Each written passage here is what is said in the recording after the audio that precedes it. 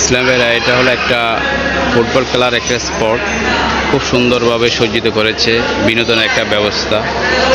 কিন্তু প্রশ্ন হচ্ছে এটাই, ইসলামে কিছু ব্যবস্থাপনা আছে, এই যে চথরের ব্যবস্থা।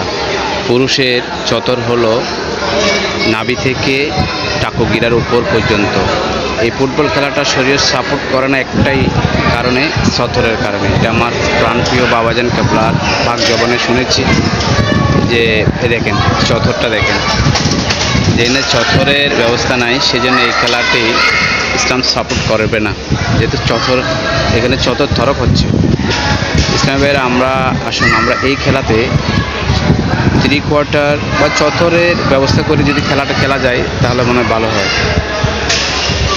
ইসলাম ভাইয়েরা, ইসলামের বিধিবিধান আমাদের অবশ্যই মেনে চলতে হবে, যেহেতু আমরা মুসলমান হওয়ার জন্য ইসলাম ধর্ম গ্রহণ করেছি, যাতে আমরা মুসলমান হতে পারি এবং মুসলমান হয়ে যেন আমরা মৃত্যুবরণ করতে পারি।